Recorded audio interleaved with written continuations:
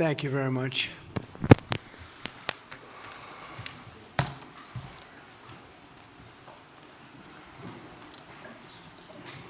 That's a lot of press. Congratulations. You bring them out.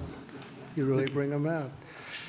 Today, I'm delighted to welcome Israeli Prime Minister Benjamin Netanyahu back to the White House. It's a wonderful feeling and a wonderful event. We had fantastic talks, and thank you very much with your staff. He's the first foreign head of state to visit during our administration, and Bibi, I want to say it's an honor to have you with us. Over the past 4 years, the U.S. and the Israeli alliance has been tested more than any time in history. But the bonds of friendship and affection between the American and Israeli people have endured for generations, and they are absolutely unbreakable. They are unbreakable.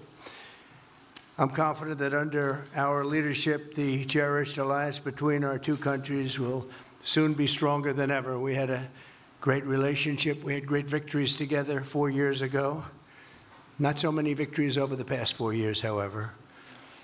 In my first term, Prime Minister and I forged a tremendously successful partnership that brought peace and stability to the Middle East like it hadn't seen in decades.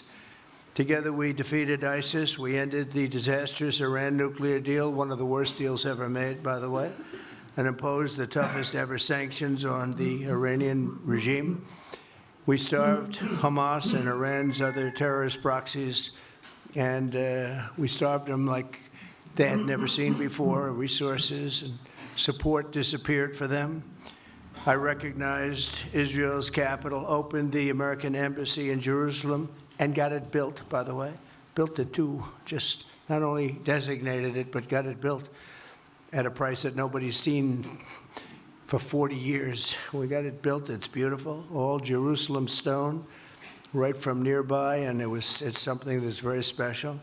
And recognized Israeli sovereignty over the Golan Heights, something that they talked about for 70 years, and they weren't able to get it, and I got it. And with the historic Abraham Accord, something that was really an achievement that was, I think, going to become more and more important because we achieved the most significant Middle East peace agreements in half a century, but the Abraham Accords in particular, and I really believe that many countries will soon be joining this amazing peace and economic development transaction. It really is a big economic development transaction. I think we're going to have a lot of people signing up very quickly. Unfortunately, for 4 years, nobody signed up. Nobody did anything for 4 years except in the negative. Unfortunately, the weakness and incompetence of those years, those past 4 years, the grave damage around the globe that was done, including in the Middle East, grave damage all over the globe. The horrors of October 7th would never have happened if I were president. The Ukraine and Russia disaster would never have happened if I were president. Over the past 16 months, Israel has endured a sustained, aggressive, and murderous assault on every front, but they fought back bravely. You see that, and you know that. What we have witnessed is an all-out attack on the very existence of a Jewish state in the Jewish homeland. The Israelis have stood strong and united in the face of an enemy that has kidnapped, tortured, raped, and slaughtered innocent men, women, children, and even little babies. I want to salute the Israeli people for meeting this trial with courage and determination and unflinching resolve. They have been strong. In our meetings today, the Prime Minister and I focused on the future, discussing how we can work together to ensure Hamas is eliminated and ultimately restore peace to a very troubled region. It's been troubled, but what's happened in the last 4 years has not been good. I want to thank Prime Minister Netanyahu for working closely with my transition team, the Special Envoy Steve Witkoff, who's here somewhere. Steve? Stand up, Steve, please. What a job you've done. What a good job you've done. Proud of you. Done a fantastic job. National Security Advisor Mike Waltz. Thank you, Mike, for working so well with us. Thank you. We have In addition, Marco Rubio, who is on the phone right now, listening to every single word that we say, and he's going to be great. And Pete, congratulations. And Scott, congratulations. I see you're here. And Caroline's been doing a great job. She's really probably talked about more than anybody here. She's done a fantastic job, and thank you very much, Caroline. We're proud of you. But we'll only be satisfied when all of these problems are solved, and we have the team to solve them, and that's going to happen. And it's going to happen, I think, very quickly. I also strongly believe that the Gaza Strip, which has been a symbol of death and destruction for so many decades, and so bad for the people anywhere near it, and especially those who live there, and frankly, who's been really very unlucky. It's been very unlucky. It's been an unlucky place for a long time. Being in its presence just has not been good, and it should not go through a process of rebuilding and occupation by the same people that have really stood there and fought for it and lived there and died there and lived a miserable existence there. Instead, we should go to other countries of interest with humanitarian hearts, and there are many of them that want to do this, and build various domains that will ultimately be occupied by the 1.8 million Palestinians living in Gaza, ending the death and destruction and, frankly, bad luck. This can be paid for by neighboring countries of great wealth. It could be 1, 2, 3, 4, 5, 7, 8, 12. It could be numerous sites, or it could be one large site. But the people will be able to live in comfort and peace, and we'll make sure something really spectacular is done. They're going to have peace. They're not going to be shot at and killed and destroyed like this civilization of wonderful people has had to endure. The only reason the Palestinians want to go back to Gaza is they have no alternative. It's right now a demolition site. This is just a demolition site. Virtually every building is down.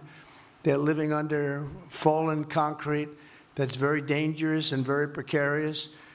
They instead can occupy all of a beautiful area with homes and safety, and they can live out their lives in peace and harmony instead of having to go back and do it again.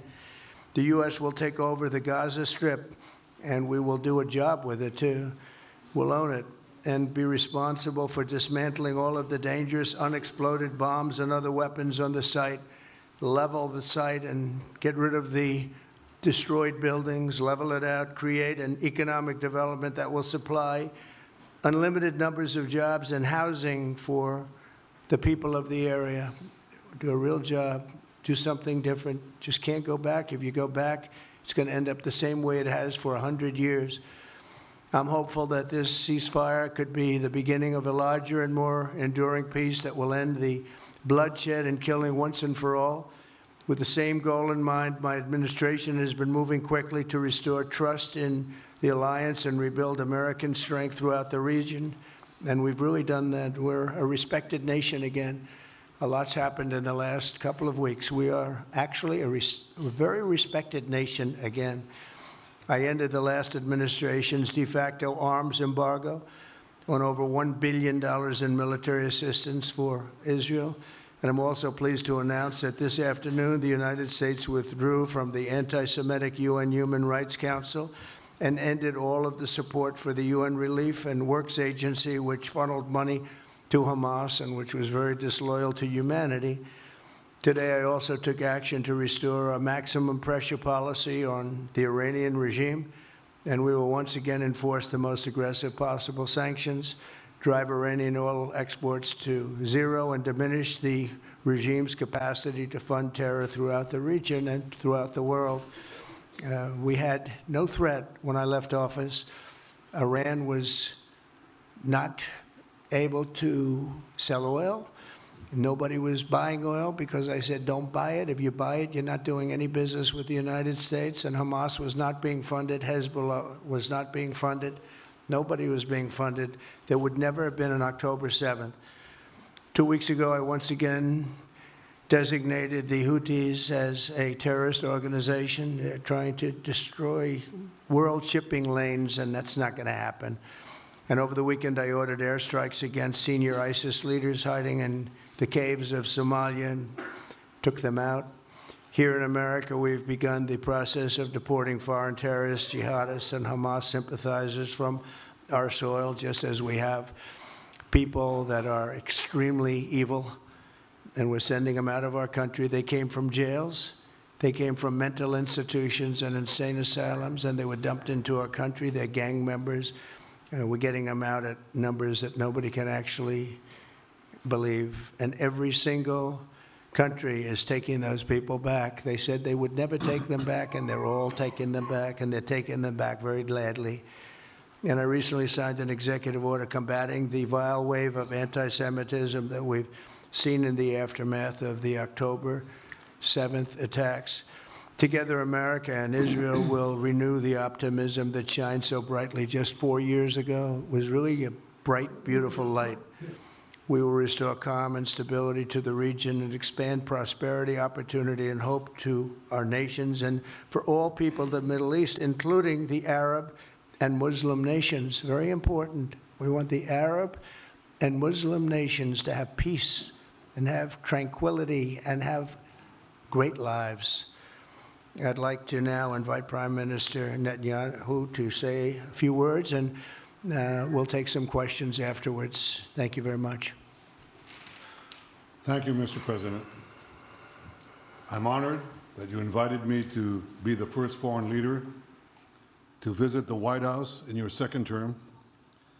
This is a testament to your friendship and support for the Jewish state and the Jewish people. I've said this before, I'll say it again. You are the greatest friend Israel has ever had in the White House.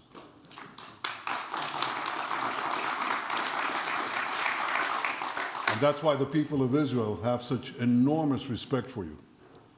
In your first term, you recognized Jerusalem as Israel's capital. You moved the American embassy there. You recognized Israel's sovereignty over the Golan Heights. You withdrew from the disastrous Iran nuclear deal. I remember we spoke about it. You said, this is the worst deal I've ever seen. I'm elected, I'm walking out of it. That's exactly what you did. And I think it speaks loudly for just common sense, just looking at things and seeing them as they are. And of course, you also brokered the groundbreaking Abraham Accords in which Israel made peace with 4 Arab states. We did this in 4 months. Nothing happened for a quarter of a century, but in 4 months, we were able, working together under your leadership, to have 4 historic peace accords. And now in the first days of your second term, you picked up right where you left off. Your leadership helped bring our hostages home, among them American citizens. You freed up munitions that have been withheld from Israel. They had been withheld from Israel in the midst of a 7-front war for our existence. And you just freed it. You ended unjust sanctions against law-abiding Israeli citizens. You boldly confronted the scourge of anti-Semitism. You stopped funding, as you just said, international organizations like UNRWA that support and fund terrorists. And today, you renewed the maximum pressure campaign against Iran. Ladies and gentlemen, all this in just 2 weeks. Can we imagine where we'll be in 4 years? I can. I know you can, Mr. President. For our part, we in Israel have been pretty busy too. Since the horrendous October 7th attack, we've been fighting our common enemies and changing the face of the Middle East. On that infamous day, Hamas monsters savagely murdered 1,200 innocent people, including more than 40 Americans. They beheaded men, they raped women, they burnt babies alive, and they took 251 people hostage to the dungeons of Gaza. And after this worst attack on Jews since the Holocaust, Iran and its henchmen in the Middle East were absolutely ecstatic. Haniya praised the massacre. Sinwar said that Israel was finished. Nasrallah boasted that Israel was, here's what he said, as feeble as a spider's web. Well, Mr. President, Haniya is gone. Sinwar is gone. Nasrallah is gone. We've devastated Hamas. We decimated Hezbollah. We destroyed Assad's remaining armaments. And we crippled Iran's air defenses. And in doing this, we've defeated some of America's worst enemies. We took out terrorists who were wanted for decades for shedding rivers of American blood, including the blood of 241 Marines murdered in Beirut. We accomplished all this with the indomitable spirit of our people and the boundless courage of our soldiers. The Bible says that the people of Israel shall rise like lions, and boy did we rise. Today, the roar of the Lion of Judah is heard loudly throughout the Middle East. Israel has never been stronger, and the Iran terror axis has never been weaker. But as we discussed, Mr. President, to secure our future and bring peace to our region, we have to finish the job. In Gaza, Israel has 3 goals: destroy Hamas's military and governing capabilities, secure the release of all of our hostages, and ensure that Gaza never again poses a threat to Israel. I believe, Mr. President, that your willingness to puncture conventional thinking that has failed time and time and time again, your willingness to think outside the box with fresh ideas will help us achieve all these goals. And I've seen you do this many times. You cut to the chase. You see things others refuse to see. You say things others refuse to say. And after the jaws drop, people scratch their heads and they say, you know, he's right.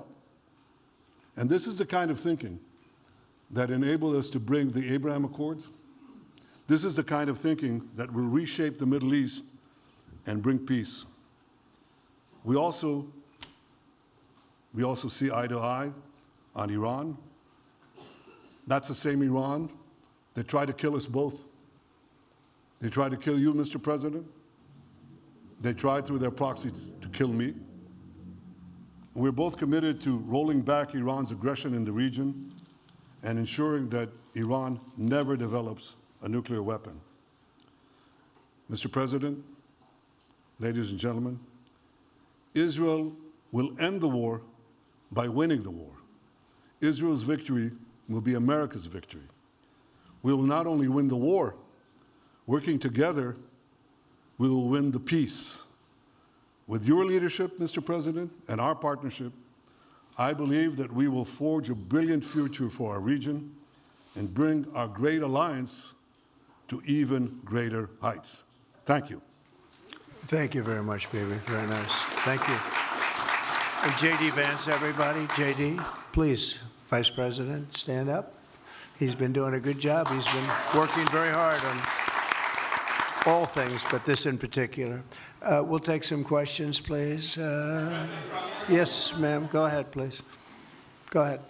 Yeah, go ahead. Mr. President, can a normalization deal with Saudi Arabia be achieved without the acknowledgement of a Palestinian state? That question for you too, Mr. Prime Minister. And Mr. President, given what you've said about Gaza, did the U.S. send troops to help secure the security vacuum? So Saudi Arabia is going to be very helpful, and they have been very helpful. They want peace in the Middle East. It's very simple. We know their leader and their leaders very well. They're wonderful people, and they want peace in the Middle East.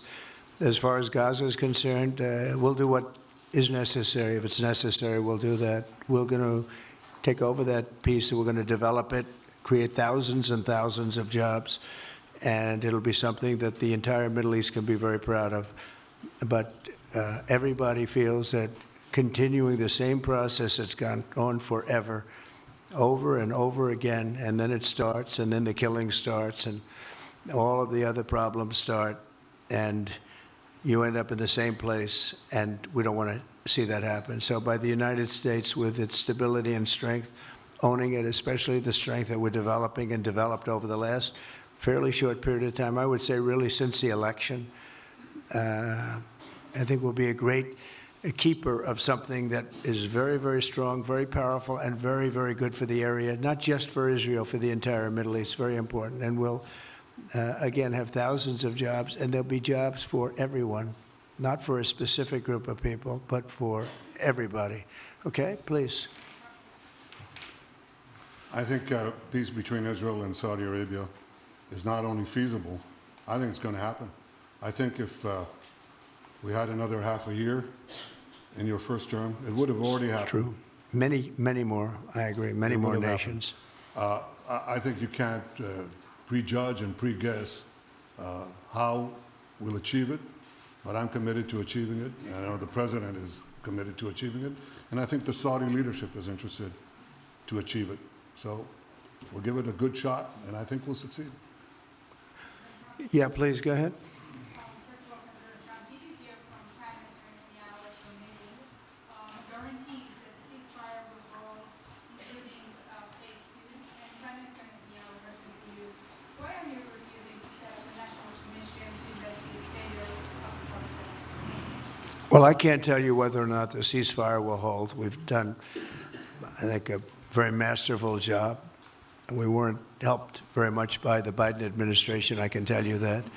But we've gotten quite a few hostages out. We're going to get more out. But we're dealing with very complex people. And we are going to see whether or not it holds. We certainly want to have more come out. They've come out damaged in many ways, very damaged people. But they're going to get better, and they're going to be strong, and they're going to have a good life. And we hope to get as many as possible out. Whether or not it holds, I don't know. We hope it holds. We hope it holds. I think that at the appropriate time, which I think will enable us to really investigate what happens, what were the causes of the failures, by an independent commission that will be accepted by the majority of the people. We don't want it accepted by one half of the people and not the other. I think we should have it, and we should find out exactly what happened. I'm insisting on it. And believe me, it'll surprise a lot of people when it happens. Kelly, go ahead, please. Mr. President, you are outlining something that is really quite striking tonight. You are talking about... Okay. Thank you, Mr. President, Mr. Prime Minister. You are talking tonight about the United States taking over a sovereign territory. What authority would allow you to do that? Are you talking about a permanent occupation there, redevelopment? And Mr. Prime Minister, do you see this idea as a way to expand the boundaries of Israel and to have a longer peace, even though the Israeli people know how important that land is to you and your citizens, just as the space is inherited by the Palestinians as well?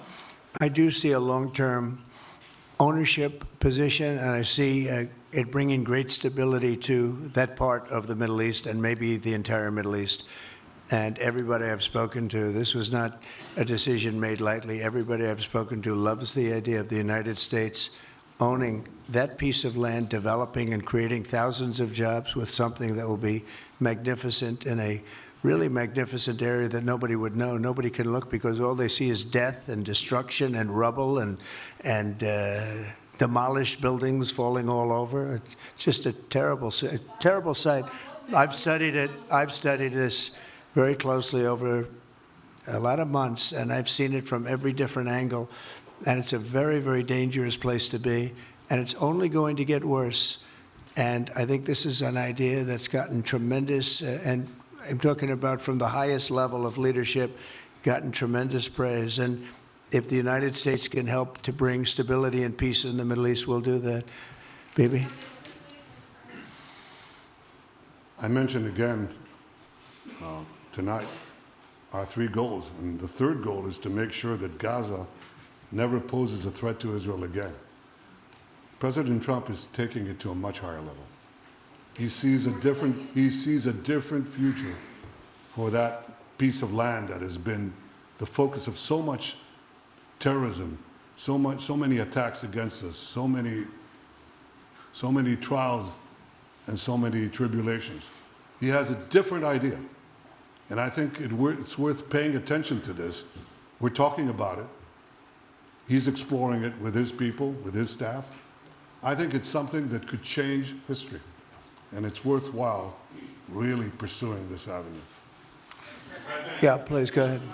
Go ahead. Right. President, question for you. Can you hear me?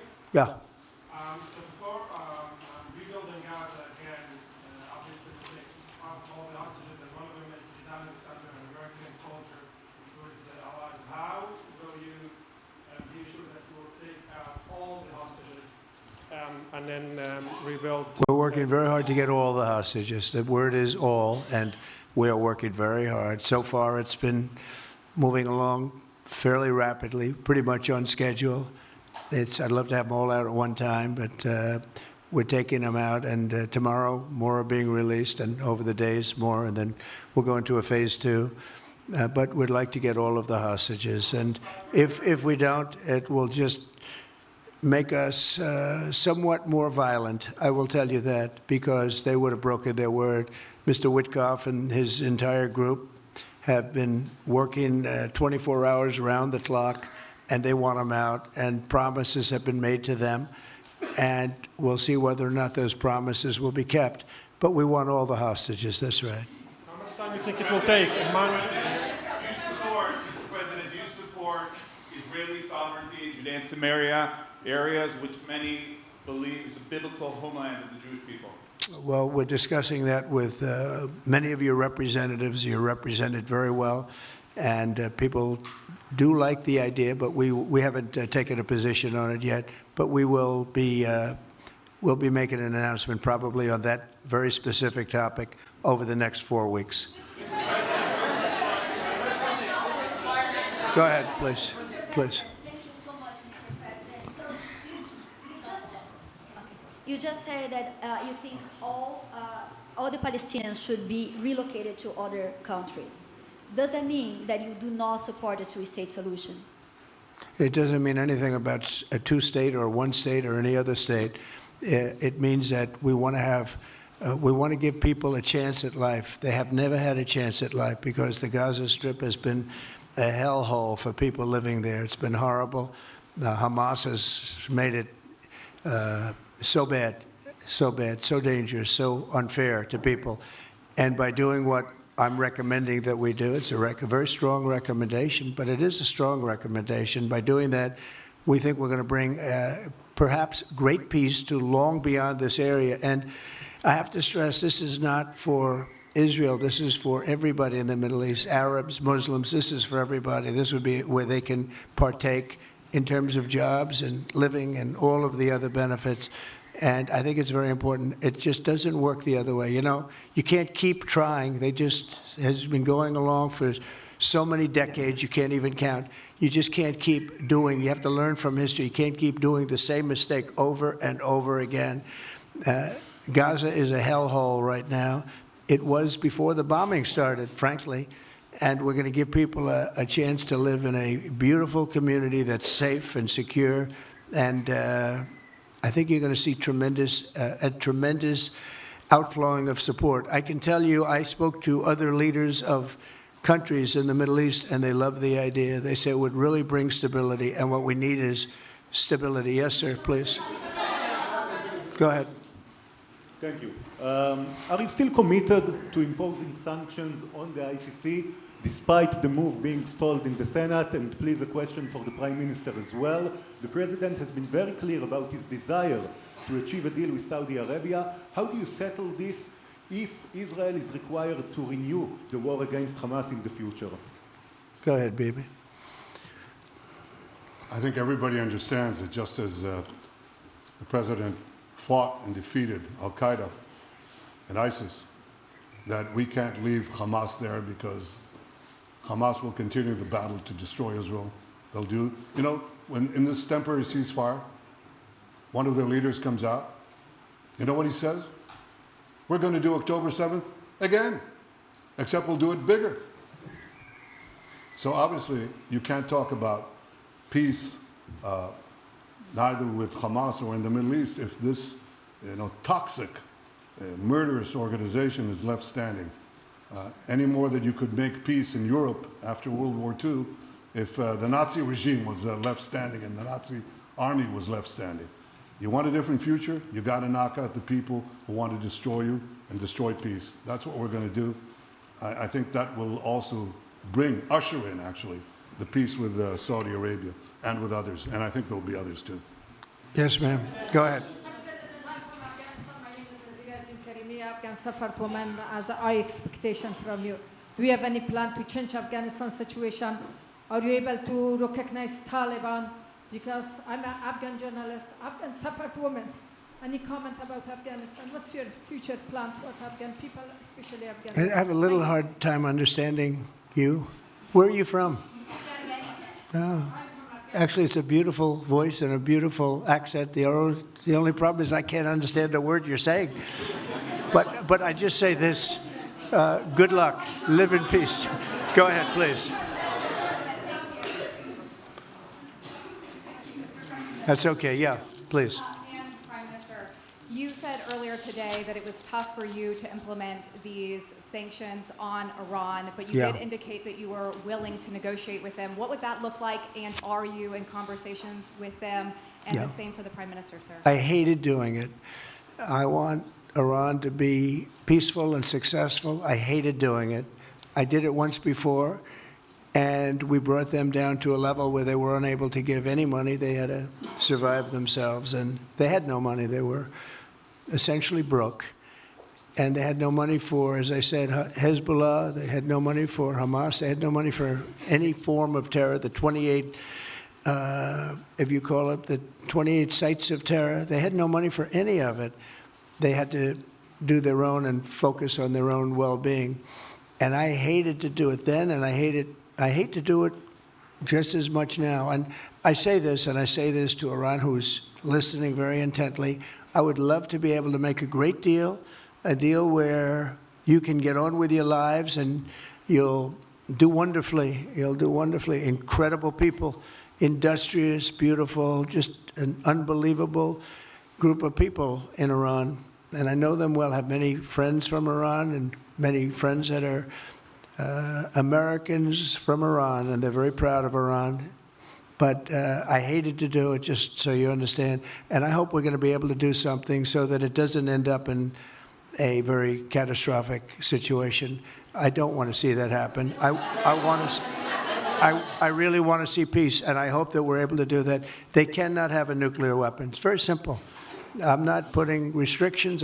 They cannot have one thing. They cannot have a nuclear weapon. And if I think that they will have a nuclear weapon, despite what I just said, I think that's going to be very unfortunate for them. If, on the other hand, they can convince us that they won't, and I hope they can. It's very easy to do. It's actually very easy to do. I think they're going to have an unbelievable future. Yeah, please, sir, go ahead.